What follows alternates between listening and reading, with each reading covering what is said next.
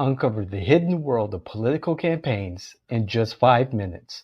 Join me, your host, David Washington, on Countertop Politics every Monday for exclusive campaign insights, tantalizing innuendo, and the secret sauce behind successful political campaigns. Don't miss out. Let's go.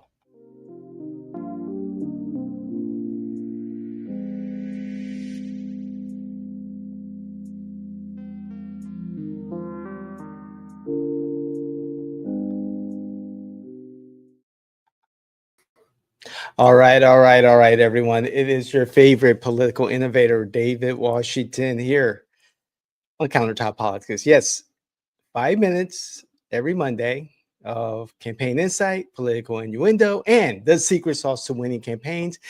And you see, I'm wearing my White Sox cap and I'm drinking from my White Sox mug because 20 years ago, yesterday, the White Sox won the 2005 World Series. They went 11 and 1, 11 and 1 in the playoffs, a record. So, congratulations to the White Sox 20th anniversary.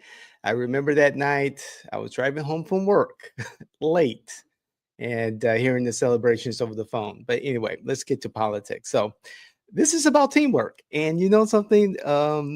First, I want to say at Jane Washington, we have a 50% win rate. And in this business, that's like going 11 and 1 in baseball. Okay. So I just want to put that out there. Anyway, so we're talking about teams. And of course, the election cycle doesn't end for us. And I'm listening, watching, talking with a number of people, politicals, and looking at stats and looking at turnout rates over this past special election here in Central Florida and the current election for city council, city commissioners here in Orlando, which will be a week from tomorrow. It's October, I think the 27th today, um, Monday. And so, as political innovators and political advisors, the onus is on us to look at the political landscape in these elections, see who's out there, who's knocking on doors, who's talking to voters, how many voters are turning out, with their vote by mail ballots or early voting, who is actually out there campaigning, not necessarily for their election, but for an election that may be 1, 2, or 3 cycles away. We're also talking to folks, listening to folks, looking at their campaign finance reports and finding out how people are spending their money. I mean, $8,000 for a social media content creator, manager a month? Yikes. And that's you can run a whole campaign on $8,000 a month, period. $5,000 to bring in a staffer from out of the state to work a local campaign, and that same person has to learn everything about that local campaign to be competent or reach some level of competency. Yikes. And then you see some of the more thoughtful and strategic campaigns out there getting themselves involved in local elections, getting to know the electorate early because several cycles now they're running for an office that encompasses those districts that they're already talking to voters about different issues on behalf of other campaigns that are running for office now. Brilliant, smart, and that's the key to starting early. And I'll go into that. I've gone into that in the past.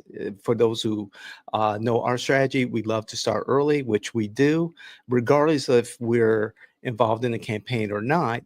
We love to start early and have information available for those candidates that come to us or are referred to us, because 99.9% of our candidates are referred to us word of mouth. And we'll have some workable knowledge, intelligence about the campaign that they hope to run in a particular district, in a particular county, in a particular state.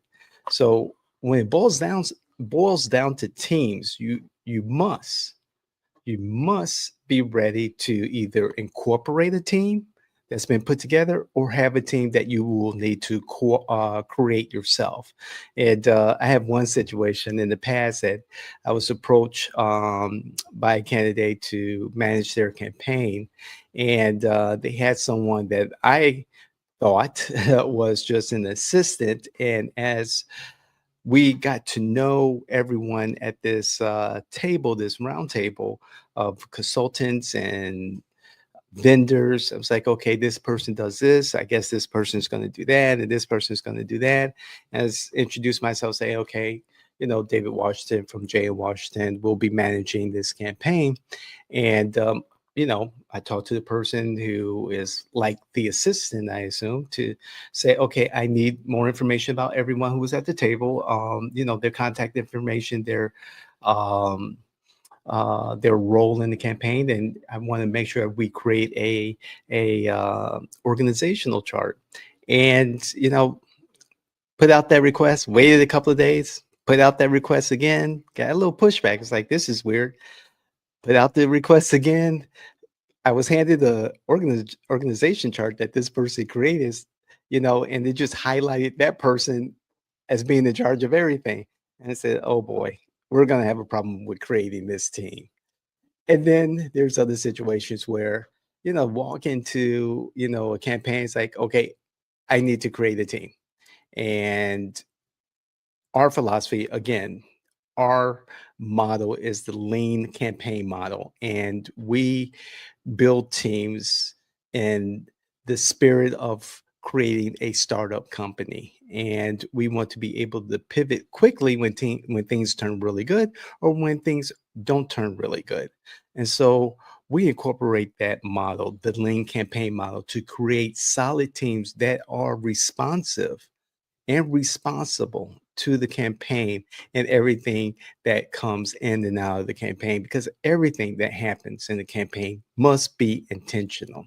So I just want to say that teams are just a tool that exact the strategy. The strategy is the means of winning campaigns.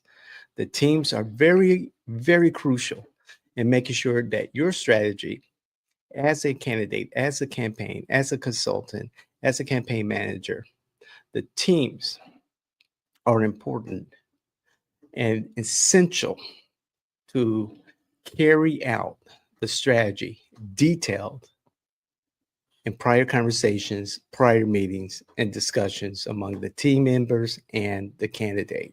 Everyone knows their role, everyone has time frames, everyone has tasks, resources that are allocated to those team members.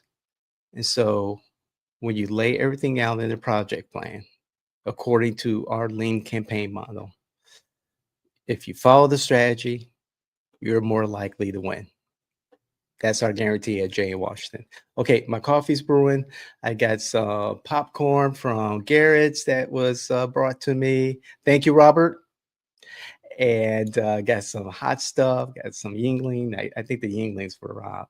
But anyway, go White Sox. Congratulations. 20-year anniversary of the White Sox winning the World Series in 2005.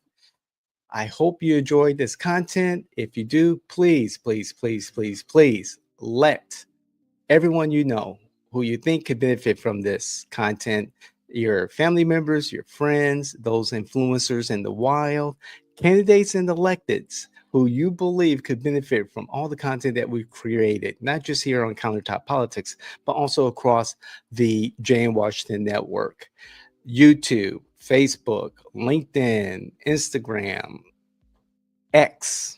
So check us out and spread the word. Thank you to our new subscribers. Really appreciate it.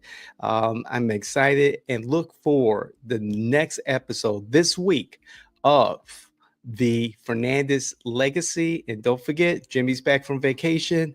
We'll have a most excellent episode of From the Margins with Jimmy Afont coming up this week also. And of course, there's the David Washington Show. And don't forget, Ground Zero Florida, our flagship podcast. And of course, this is Countertop Politics. My personal professional journal of campaigning. So, again, thank you. We'll see you the next time. God bless. I love you. We're out.